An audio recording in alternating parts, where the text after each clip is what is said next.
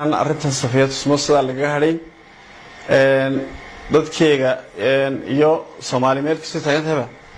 ay arintaasi adag looga jawaabi doono meel kasto in la gashana aan ka daba tagi doono ilaa xaqeedii iyo meel ka dhacadeedii iyo magacaabintii lagu sameeyay falkii foosh xumaa cid geysatay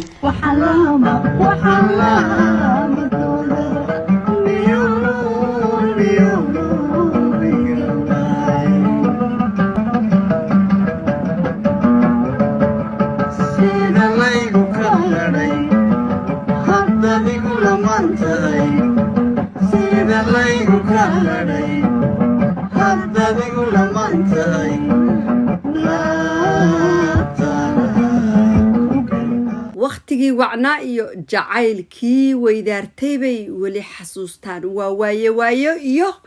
jacaylkii teenage-ka soo maray waa Safiya Tusmo Safiya Yunis iyo Cabdullaahi Yuusuf Aare haddaba sidaad halkan ka aragtaan romantic ayay jilayaan labadan qofi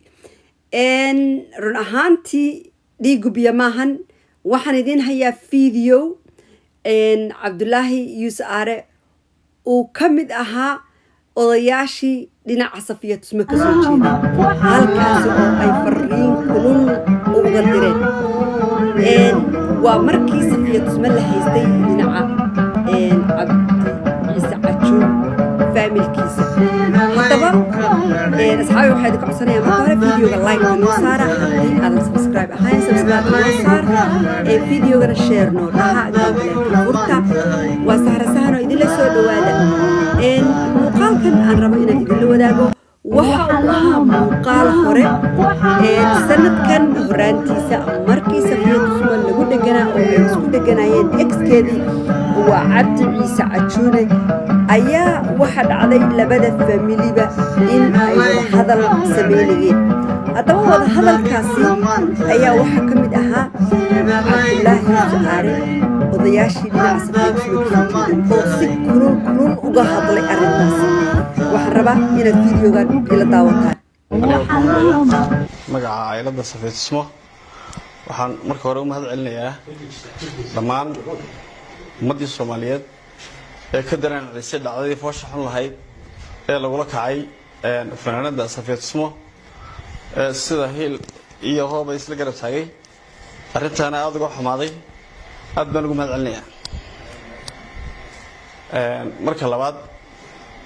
sida wadaba sheegeen ciidagal arrintan inkastoo aan u dhaneyn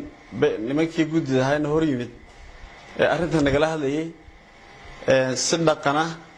Soomaalinimo leh hablaha iyo arrintooda lagu arki jiray runtii uga ma hadleen si aan anshaxa ku wanaagsaneyn iyo nolol kulmeen nolol dhaqmeen ballantii ay qabteenna way ka baxeen dabeed halka markay taagan tahay waxaan u sheegaynaa Soomaali meel walba joogtaba inaan arrintan Safiya Tusmo sida laga hadhay dadkeyga iyo Soomaali meel kasta taagantaba ay arintaasi adag looga jawaabi doono meel kasto in la gashana aan ka daba tagi doono ilaa xaqeedii iyo meel ka dhacadeedii iyo magacaabintii lagu sameeyay falkii foosh xumaa cid geysatay ilaa ay raalgeli ka baxnayaan cabdi guuleed la yiraahdo kuma oranin waa inaan gumeed eragay fiicnayni waxaan idhi astaantii gubtiyo aynigii ma leh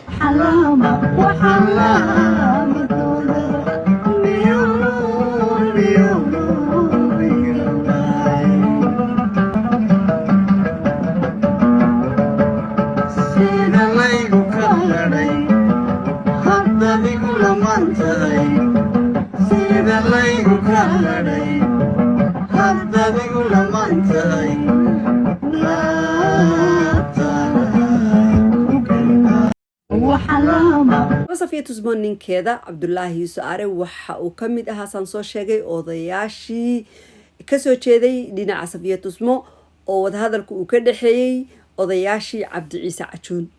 sida maqasheen waxa uu sheegay in uu u aargudi doono magaciisa Aare ayaa ku jira